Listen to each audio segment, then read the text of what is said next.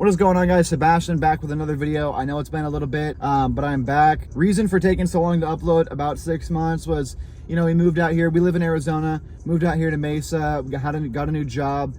Kind of just been focusing on all that. With that being said, though, last time you guys did see me, I was working on the CRF 110. The bike has been sold. I don't own it anymore. At the beginning of this video, you guys did see the sneak peek of what the Passat currently looks like compared to the last time you guys saw me. Today, we are actually going to go work on the Passat more. We got a few parts to do. I like all of them equally. Some of them, one of them might be cooler than the other. That's up to you guys to decide.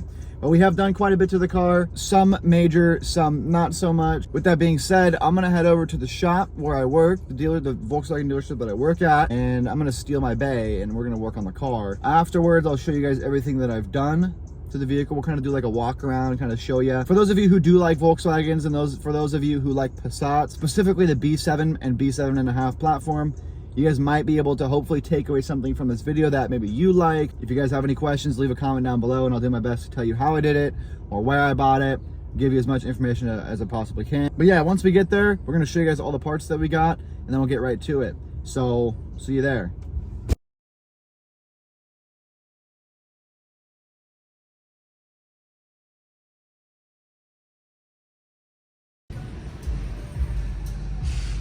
All right, well, we have arrived at the shop. I'm gonna show you guys what I got here. These are gonna be for the rear, and these big ones are gonna be for the front.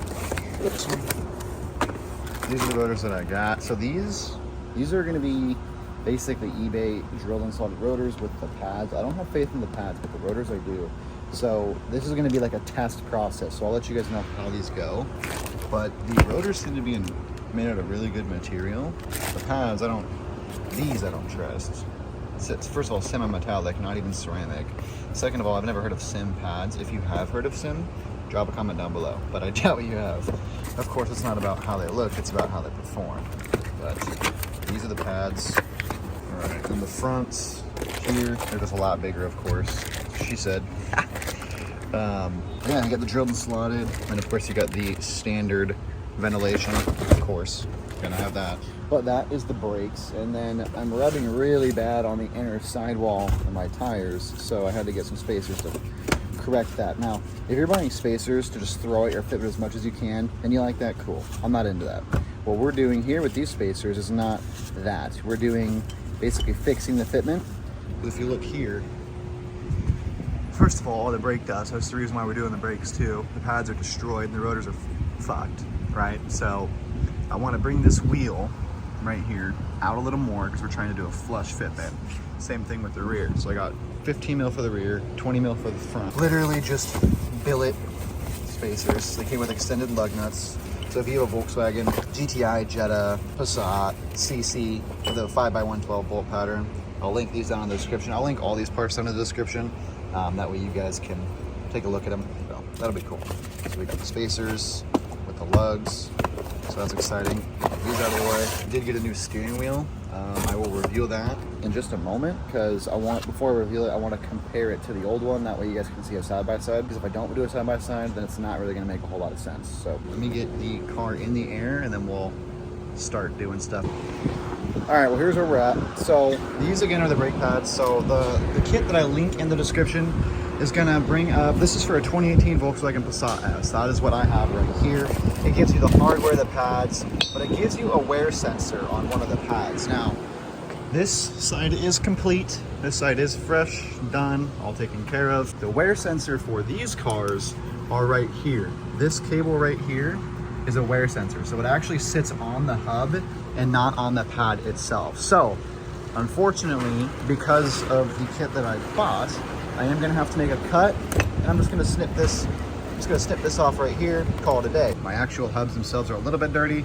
Here on the back side, I did spray them with brake clean, just a little bit, try to clean them up. And then the calipers I do want to get replaced eventually, but right now, this is fine. So the brakes were definitely needed. Now we got some fresh pads on there. So one side down, 3 more to go. And do not forget, if you do not have a brake caliper compressing tool, you need to get one before you even start this job. You need to get this because you need to compress the brake caliper back in. Now, a lot of you probably already know this, but for those of you who are new to modifying vehicles or doing maintenance work, you need to compress this caliper back down because this caliper is in a position to where the old pads were at. The new pads are much thicker and they're not going to fit. This caliper is not going to fit on the rotor with the new pads. You have to press that down so it can fit.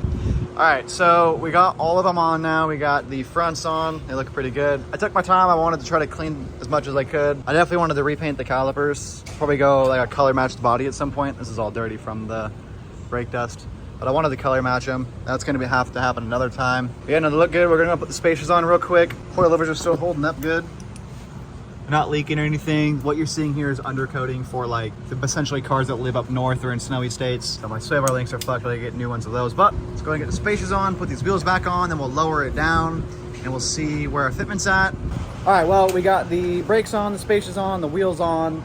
Definitely have to roll the front fenders. We're gonna lower the vehicle back down and then do a turning radius check to see how bad it is. But yeah, it's my day off. I knew they'd make me work. So here I am doing a PDI. Anyways, let's lower this down and then we'll see how bad it is.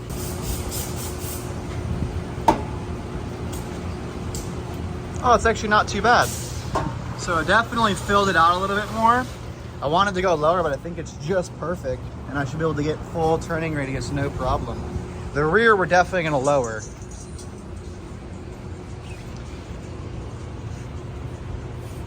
Look at that. Looks much better. All right, now with everything plugged back in, everything is back together. As you can see, all the steering wheel lights work. The one test I wanna do to see if the paddles work without having to program them is to put it into gear real quick and see if it moves. I will say, sometimes you have to program them. This is from the same generation car, couple trims above. If you do that, occasionally, you don't have to program them. Sometimes you'll use the paddles and they'll just work. Other times, you will have to program them. The one way to find that out, put it into gear, push it over to your Tiptronic, look here, and if you click the button and it shifts up, that means that they work. So in my case, I don't have to program them because they just work. In order to get rid of all the lights that are gonna be on your dash, you're gonna wanna turn the wheel all the way to the left and then all the way to the right.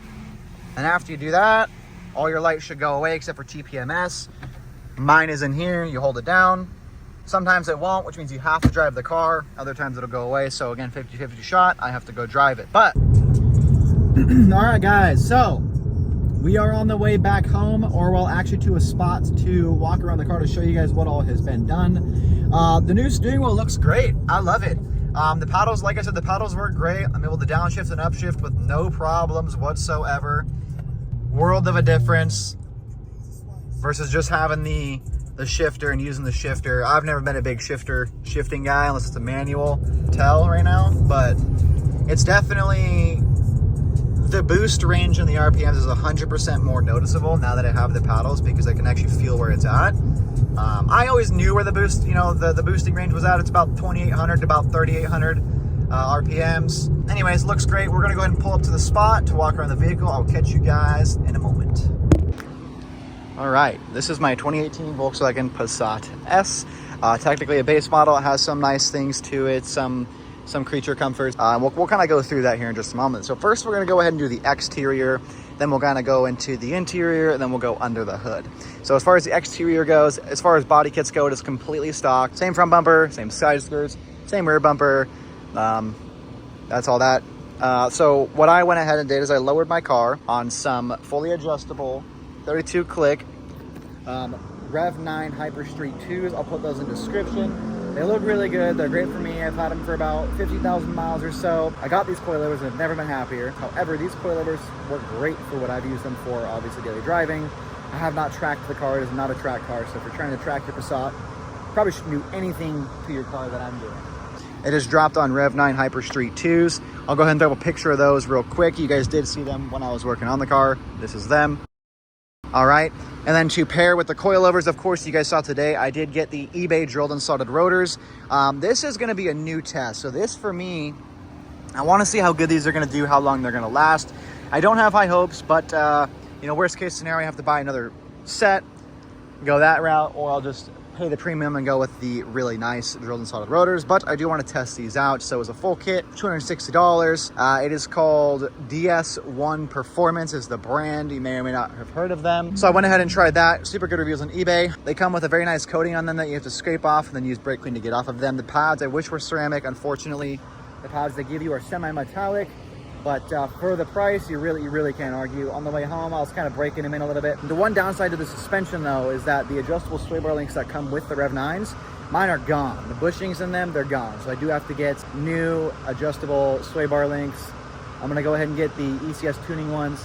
So if you are gonna get these coilovers, I would recommend buying ECS tuning sway bar links. That's $250. These were $500 for coilover set. So you're about $750 in, still cheaper than $1,300 for BCs.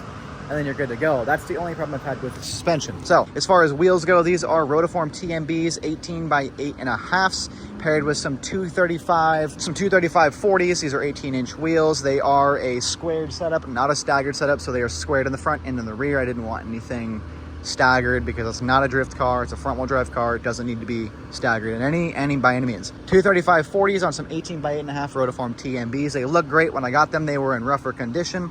As you can see here, I sanded them down a little bit, did all that good stuff.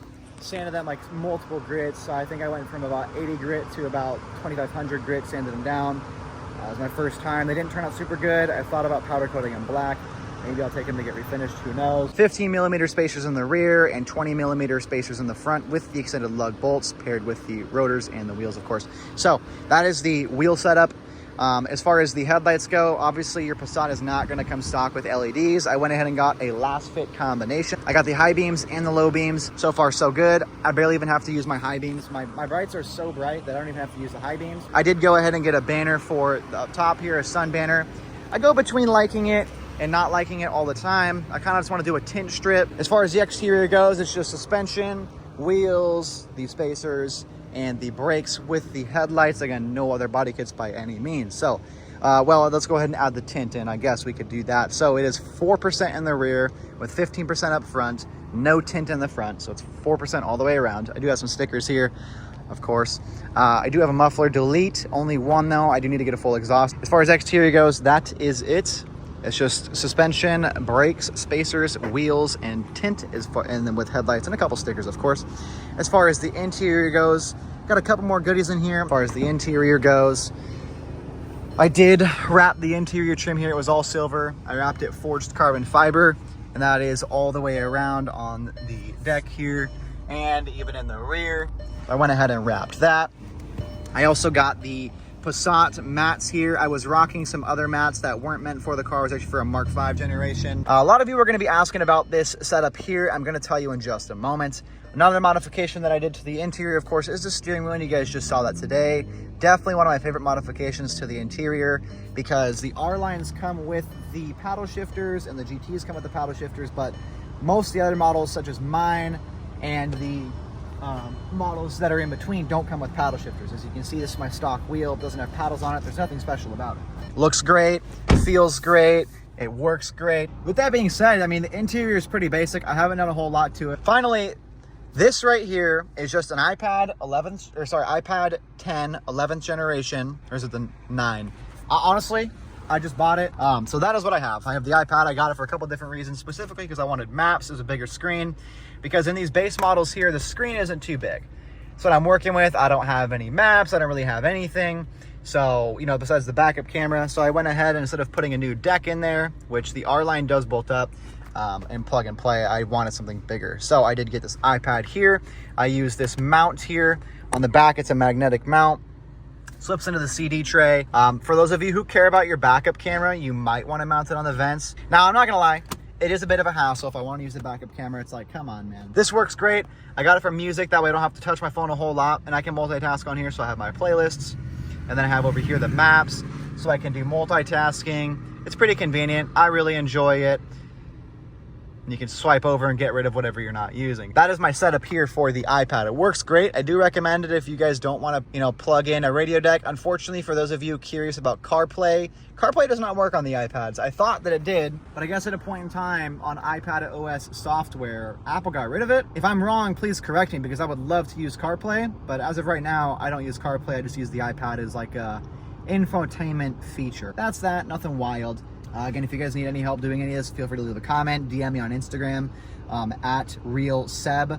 I will also put that in the description as well. Again, any questions you have, hit me up. It's nice and flush, you know. Again, there's a lot more that I want to do, but it looks good. We'll do one little walk around with the car. That way you guys can get a good look at it. Again, so these are the Rotiform TMBs, 18 by 8.5, sitting on some 235 40s.